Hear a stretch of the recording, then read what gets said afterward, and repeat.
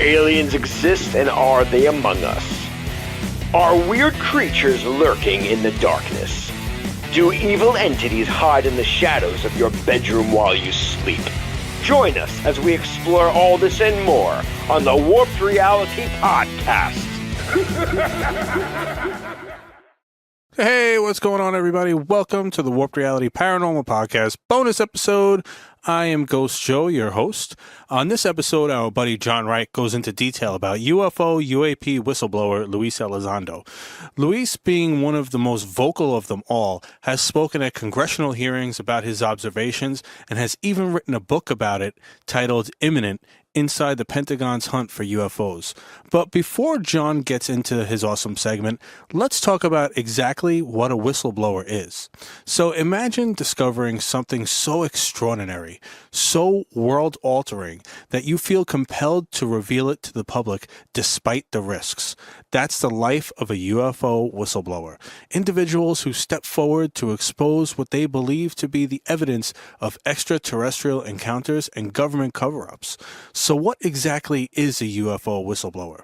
A UFO whistleblower is someone who claims to have insider knowledge or first-hand experience related to unidentified flying objects and the alleged secrecy surrounding them. These individuals often work within the government or military organizations and feel a moral obligation to share their knowledge with the public. Let's explore some of the most notable UFO whistleblowers. So first up, we got Bob Lazar. One of the most famous names in the UFO community, Bob Lazar claimed to have worked on reverse engineering alien technology at a secretive site known as S4 near Area 51. His story, although controversial, has captivated audiences for decades and inspired numerous documentaries. Next up, we have David Grush, a former United States Air Force officer and intelligence official. Grush has made headlines with his allegations of a secret program dedicated to recovering and studying non-human spacecraft. He has testified before Congress, claiming that the U.S. government is hiding evidence of extraterrestrial encounters. Next up, we have Paul Heller, the former Canadian Minister of National Defense. Heller has publicly stated that governments worldwide are aware of extraterrestrial beings and have been in contact with them. His bold claims have made him a prominent figure in the UFO disclosure movement. And then lastly, we have Philip J. Corso, a former U.S. Army officer. Corso claimed in his book, The Day After Roswell, that he was involved in the recovery of alien technology from the Roswell crash, and that this technology was subsequently used to advance human technology. These whistleblowers have brought attention to the intriguing and often mysterious world of UFOs, sparking debates, investigations, and a growing demand for government transparency. While their claims remain subject to scrutiny, they have undeniably played a significant role in the shaping the conversation around the possibility of extraterrestrial life. So, now that I got you guys a little bit warmed up, now let's get you into the right headspace with John Wright. Take it away, John. Good evening. You are entering a dimension where up is down, good is evil, and day is night. You've just made a wrong turn into the right headspace. Thanks, Joe. Today's segment is about Lou Elizondo. The information that I'm using for this segment was pulled from a couple different websites. One of them is louelizondoofficial.com, Wikipedia, and also the Black Vault, which is awesome when you're trying to find different types of documents that you can get through the FOIA process. I don't know how he does it, but John Greenwald does an outstanding job of pulling all this information and getting all these copies and then digitizing this stuff and getting it online. So kudos to him and everything that he does with that program. Now, as far as Lou is concerned, when you go online and you start to look, there are some things that you're going to definitely notice are not apparent. A lot of dates do not show up, like they don't give a date of birth, all that stuff. But you're able to find out little bits and pieces of information as we go. One of the things that it points out is that his dad was originally from Cuba, his mom from the United States, and he was raised in Florida. In regards to his dad was actually supposed to take part in the Bay of Pigs invasion. And because it was something that was kind of canceled or abandoned at the last moment, his father was, as a result, jailed and spent time in prison because of his part in the failed invasion. One of the things that it mentions on Lou's site is how this kind of impacted him and was an inspiration for him, and why he loved his country, and in part why he took some interest in the military. While he was born and raised in Florida, he would eventually attend the University of Miami. As you go through and you dig for more information, it does talk about that he had a double major, microbiology and immunology, and he had several minors. One of them included mathematics, the other chemistry. So if these things are all true, and it doesn't give you like a graduation date or when he finished those degrees, but if it's all true, what does that tell you about this guy? That tells you that this dude is super, super intelligent. After completing his stint at the University of Miami, he enlists in the Army. Now, it says originally because of the Army's interest in microbiology and diseases. So if you take a look at it, this dude is he's a perfect fit for this job. Why? Because that's what he winds up specializing in. Now, neither site mentions dates of, like I said before, of birth, does not mention when he graduated from the University of Miami, does not mention specifically his degrees, nor does it mention when he actually enters into military service. So all these things kind of like, you got to go through, take a look at it, and kind of deduct based off of what sort of little information they do give you about those things. One of the few dates that is mentioned in his bio is 1998. And it says during that time, he was recruited into the U.S. intelligence program as a civilian intelligence officer. So that brings up what exactly is a civilian intelligence officer. So what I was able to look up is, based off of the website, person employed by an organization to collect or analyze information. The word officer is a working title. It is not a rank. It's typically used to identify non-commissioned personnel who serve as intelligence officers. In his bio, it mentions that he served in Latin America, the Caribbean, and the Middle East in 2001. He will serve in Afghanistan, and it goes on to say for several years. Again, does not mention any specifics.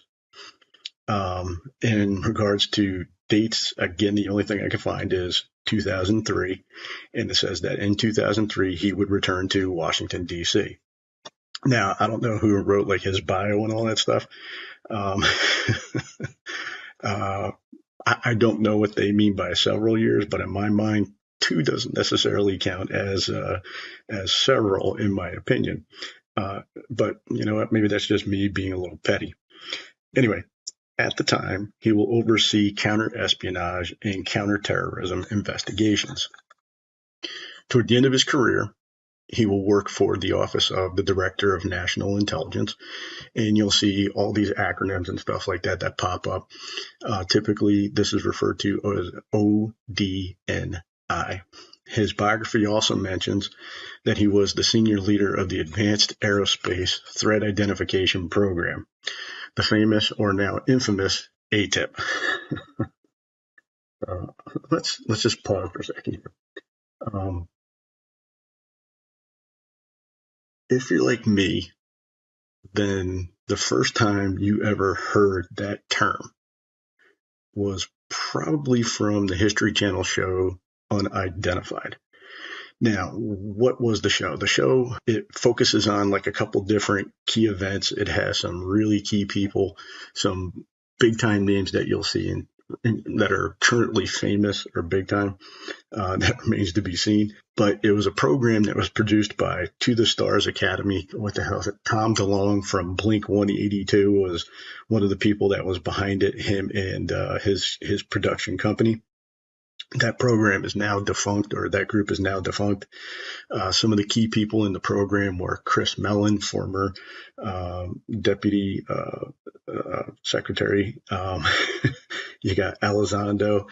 And it tends to focus on like a couple different key events. One of the key events being the Nimitz incident in 2004, which was off Catalina Island, which is off the coast of Southern California near where San Diego is located. and where the western part of the U.S. Navy is located. The other one focuses on what they refer to as the Roosevelt incident, which if you look up online, you'll see a couple different dates. You'll see it listed as late 2014, and you'll also see it listed as early 2015, which takes place off the coast of Florida. Now, if you're unfamiliar with the Nimitz incident, this is the one that gave rise to the whole idea of the Tic Tac. Some people that are involved in it, you have Commander Dave Fravor, you got Alex Dietrich, and you got a few other people that are involved in this. All these guys were part of an exercise that took place in the Pacific Theater. They were, while doing this exercise, sent for what they call, quote unquote, real world tasking to verify a radar hit. As they get to the area where this radar hit takes place, they kind of fly around and they spot an object that was bubbling below the surface of the ocean. Next thing you know, this white object shoots up out of the water, flies between the two F-18s, and just like rapidly accelerates off into the distance. Ship radars will confirm altitude and speed, and the jets will spend time trying to track this object. In some cases, it would pop up in one spot, disappear, pop up in another spot. It would drop from high altitude to low altitude and do things that any vehicle that had a human being in it was not capable of doing, because it would injure the person within it. They eventually have to change squads because the jets can only fly for so long, and then eventually get another group up there. And the only video is what they refer to as the Tic Tac, which shows the object for maybe about 1 or 2 or 3 seconds at the max before eventually you see it kind of like shoot off the screen. After the incident, all radar units, whether it be on the ship or on the planes, are collected and are not seen again, which gives rise to the whole idea of they're hiding something. The Roosevelt incident, again, late 2014, early 2015, was filmed off the coast of Florida, and this one will eventually give rise to what they call the Go Fast video. Pilots were able to record this small object, which appeared to be kind of skimming over the ocean and moving at high rates of speed. What's really funny is as you go through and you watch the video, you can hear these guys like, oh my God, look at that thing move and blah, blah, blah. There's like a whole bunch of stuff that goes with it. I can offer up my opinion on these videos, and there are a number of people that have been able to basically debunk the gimbal, debunk the Go Fast. But I'll say it this way. I'll leave it up to you. Go watch the videos, make your own conclusions, and that will save me a lot of time. So back to Elizondo and ATIP. Full transparency, I was hooked when this show first came out. It was one of those things, man, it like blew your mind. You watched the first episode and you were like, oh wow, when's this next one coming on? It was one of the first shows that I ever recorded on DVR, and I found myself rewatching episodes, in part because of the information, but also in part because Elizondo himself, he was such a charismatic guy.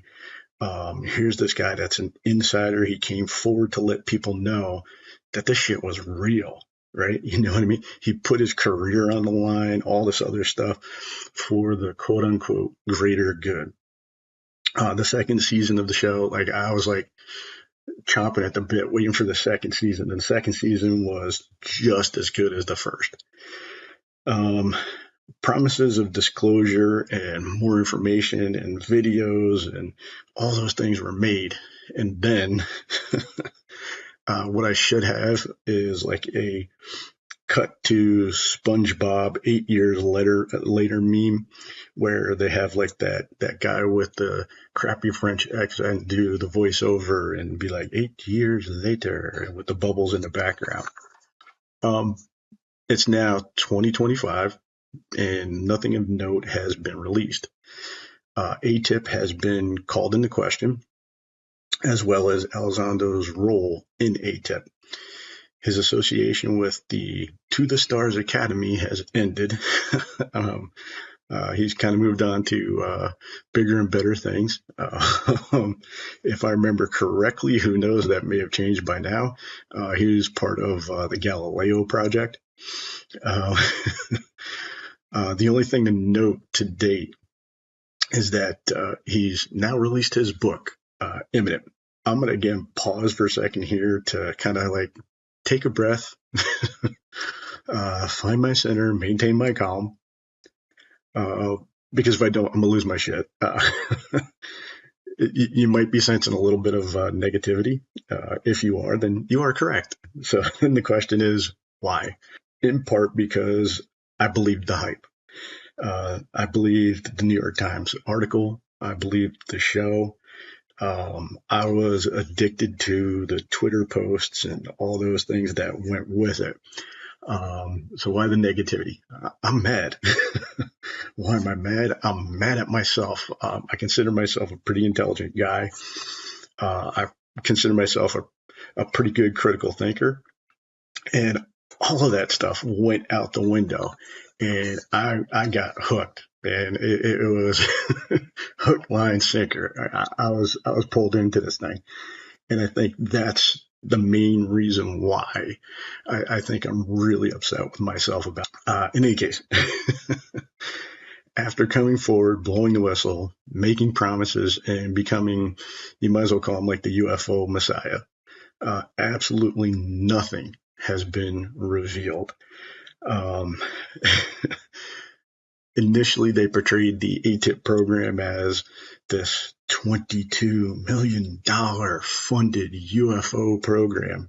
We now know that $22 million was not granted to ATIP. It was actually granted to a totally different program called OSAP. OSAP is Advanced Aerospace Weapons Systems Application Program. This was the result of a government contract that was awarded to Robert Bigelow. Now, if you go through, you do your history, you can find these documents. And one of the things that you're going to find out is that Harry Reid was mixed in with this. I guess there's connections between him and Bigelow. Long story short, if I'm capable of doing that kind of thing, the information comes out.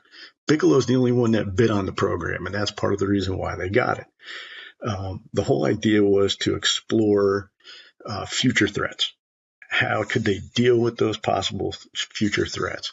So they would have a group of scientists come together. And again, you can look up all the different UFO personalities that are involved with this, like Eric Davis, Hal Puthoff, and like the names just go on and on and on. And you can go through and you can look at the results of what went on. And one of the things that you can, if you want to, it's kind of up to you. I still haven't broken down and gone out and purchased the book. But a couple years ago, you had Skinwalkers at the Pentagon come out, written by a couple different guys, George Knapp and so on, and Lakatsky, and all the people that were involved in the program. And instead of being focused on UFOs or some of this other stuff, you got like ghost hunts and all these different things and dino beavers and maybe I should make this like a future segment. The only thing is, I don't know if I have the strength to go all through this stuff. Anyway, back to ATIP. The claim is that Elizondo, he ran this $22 million secret UFO program, which I'm going to say is it's a little bit of an over-exaggeration. Why? Because ATIP did not officially exist. The term ATIP is a nickname that was used by Senator Harry Reid in his letter requesting that the OSAP program be granted SAP status. So SAP status refers to Special Access Program. Now, if you take a look, there's a letter to William Lynn, Deputy Secretary of Defense. And one of the things that they point out in there is no mention of a program called ATIP. Right. So what winds up happening is in the process of trying to get this designation, rather than call it OSAP, Reid will refer to it as ATIP. Now, what does SAP do? It grants what they refer to as classified status. Why would you want classified status? Because this is going to limit who was able to look at the information regarding the program. Now, as you go through and you look at, again, a Black Vault, awesome job being able to get this information, store this information so everybody can freely look at it. Again, kudos, man. I don't know how this dude does it, but you can go on that website and you can find all of these letters and you can go through and you can look at them for yourself. And what you're going to find is that the program was denied this designation in November of 2009, and a couple of years later will eventually be shut down. Now, the copy of Senator Reid's letter can be found, as well as notes from the meeting in which the program was not granted or was denied that SAP status. So ATIP, as I said before, is a nickname for OSAP.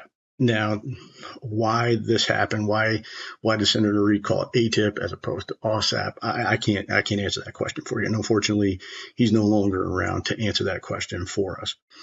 My understanding is that this was the nickname that was granted to OSAP and would eventually be hijacked by a small group of guys later on in the Pentagon.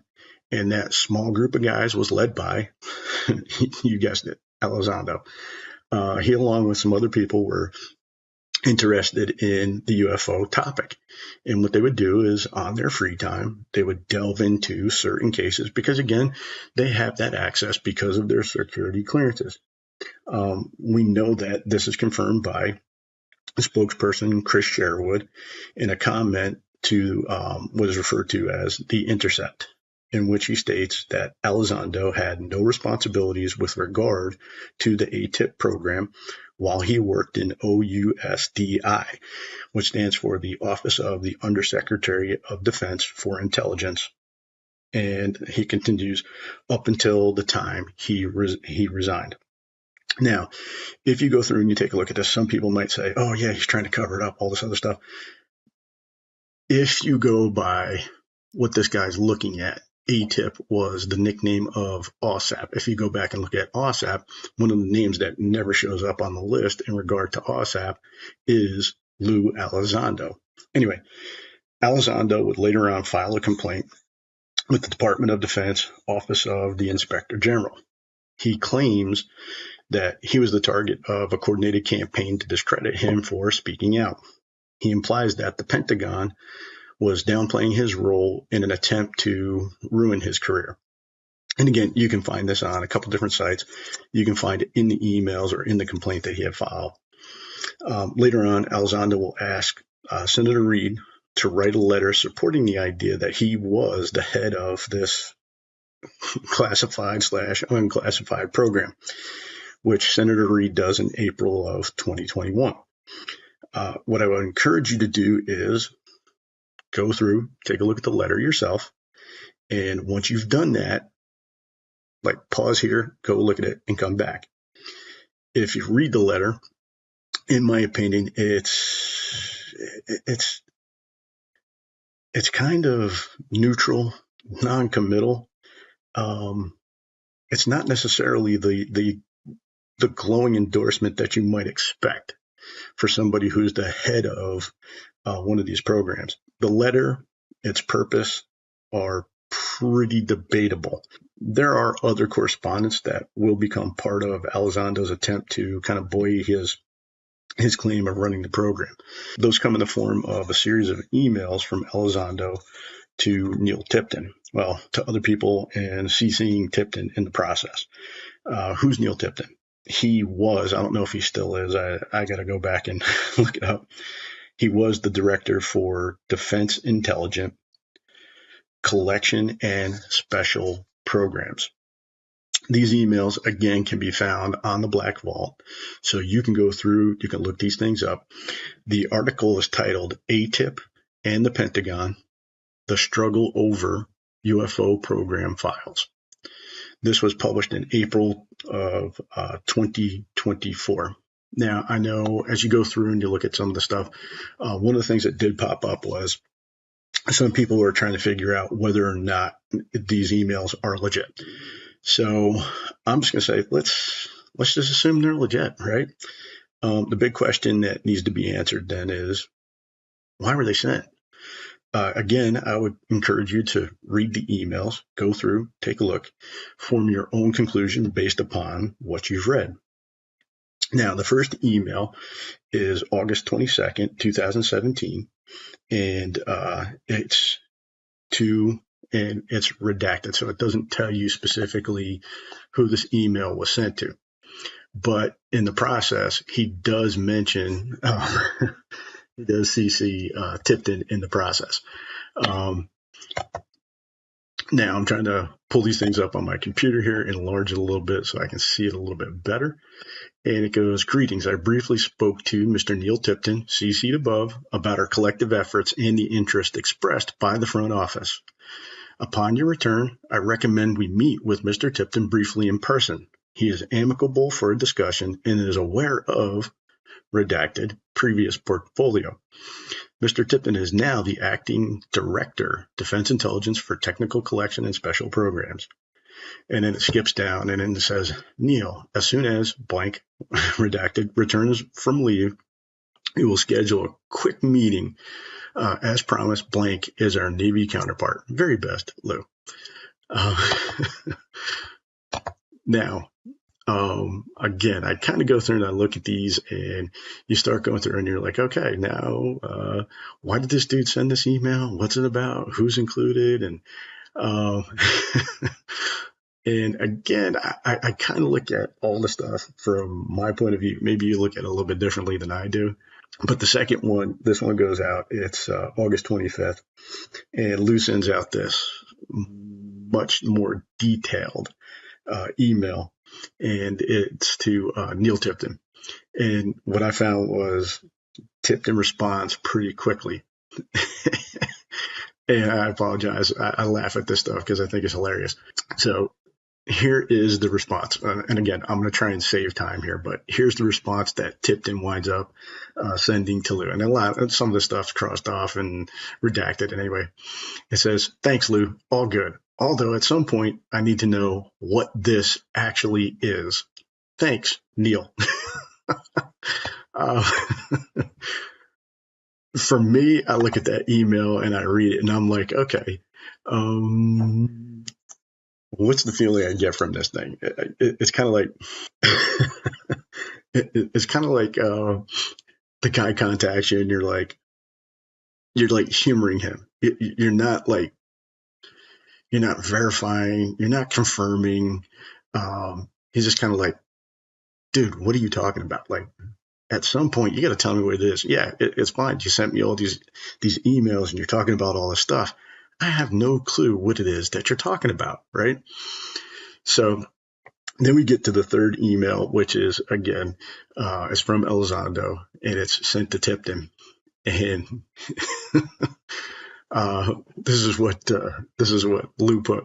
It goes, greetings, Neil. A couple of quick items for you. Number one, front office is aware that you are now a part of this endeavor, and they are happy with the decision. We plan on you meeting redacted next week. How does this Wednesday look for a 1-hour discussion? 3, lastly, blank is a friend of the program. I believe you may be speaking with blank tomorrow. And then it starts blank, blank. Just thought you should know. And then we jump up to the response that comes from Neil. Thanks, Lou. I'm around next week, but then gone the week of the 25th on, and it says some stuff. For a specific date and time, just work with blank. I'm not allowed to muck around with my calendar, but I am in the building all day the 20th. Yep, have a discussion with blank tomorrow. Thanks, Neil. Okay, so one of the things I get is a lot of his responses to Elizondo are like very, I'm going to call them nonchalant. And this one, you kind of get the feel of like, here's my thing. If you were a guy who's going to become the head of like this secretive UFO government program, in my opinion, I think you'd probably have, I'm going to call it a little bit more interest, a little bit more urgency. You're not going to do something like, oh, I can't mess with my calendar, but you know what? If you stop by, I'll try to fit you in. if you're legit taking over a government program, you're going to be like, all right, dude, let's nail this down. We need a date. We need a time, all these things that go with it. So in all honesty, it kind of feels like Tipton's humoring Elizondo. So that brings up the question of why the emails. Although I can't prove it, is it possible that this was a preemptive strike on the part of Elizondo to kind of create a paper trail? Something he would be able to access later on because of the unclassified status of A, the emails, B, the program. If this is in fact the case, we can infer he predicted that his role for this program, or his lack of a role, would eventually become public knowledge. I circle back to, he's an intelligent guy. This is demonstrated by the multiple number of degrees, his work in counterintelligence. Is it possible he knew that these emails would assist him later on in bolstering his claims? Okay, so a couple other questions. Was ATIP a secret $22 million program? Based on all the information that we have available to us, the answer is no. OSAP was a $22 million program that was run by Bigelow and all the people that were involved with him. Elizondo's connections to OSAP are, I'm going to say, obscure and debatable at best. There's issues with the dates that he says he starts the program and that he had communications with these guys.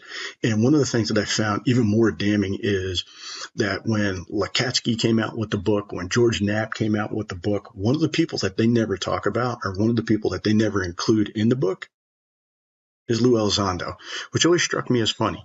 Like, if this dude was really involved with the program and his experience and his connections actually reach back that far, then why isn't he one of the co-authors of this book? Why isn't this dude part of it if he's the leader of that program? Okay, now, so if he wasn't the head of a $22 million program, why does he claim to be? I'm going to go back to what I think is probably the two greatest motivators for people throughout history. I'll ask this question of my students when we talk about Christopher Columbus. Why did guys like Columbus, Da Gama, all these other guys, why did they risk their lives to go out into uncharted seas and explore the world? And it always comes back to these two things, fame and fortune. Number one, fame. The UFO Twitterverse were and continue to be staunch supporters of Elizondo. Since 2017, there is no better known whistleblower, I would say, in history of ufology than Lou. If anyone dares to besmirch this guy, whether it be his intentions, his integrity, those people will be trolled, they will be insulted, and yes, some of them have been threatened. Some of his online supporters have gone so far as to refer to him as UFO Jesus. So I'm going to go with fame can be a really strong motivator. Number two, money. This is quite possibly an even stronger motivator and much better reason. Since 2017, Lou has appeared in Unidentified, and I know it's a little snarky, but I'm sure he didn't do it for free. My man was getting paid to do that show. He's written a book, which you can find. And again, I'll be honest, I'm probably not going to go out and spend $20 to get this book, but it's typically $20. You can get it off of his website. You can find it in a couple other places. Another thing that I was able to find is he does a series of speaking engagements. A good chunk of those are in conjunction with City Winery, and it's many locations throughout the United States. Prices will vary depending upon the location. Typically, it starts at about $35 a person and goes up to $55 a person. It all depends on like where you're going to be located. Do you want to be really close to the stage? Do you want to be a VIP? That kind of thing. Can I say definitively that money is the reason behind his actions? No. But if he was really trying to change the world, would he really be doing it for $20, $35, or $55 at a time? Probably not. In the end, I view him as just another snake oil salesman who make these great claims and always fail to live up to those claims or deliver the goods. The moral of this story is be careful who you put on a pedestal. That's the end of today's segment, and hopefully this leaves you in the right headspace. Thank you for listening to the Warp Reality Paranormal Podcast, and thank you to all of my guests and contributors that help make this show possible. If you have a paranormal experience you'd like to share, questions, comments, or you'd like to be a guest on the show, please leave me a voicemail at 845-600-0744, or you can email me at ghostjoeny@gmail.com. You can do so anonymously if you'd like. Also, please check out our show notes for all social media links of this show and some of our friends. The Warp Reality Paranormal Podcast, uncovering the unseen.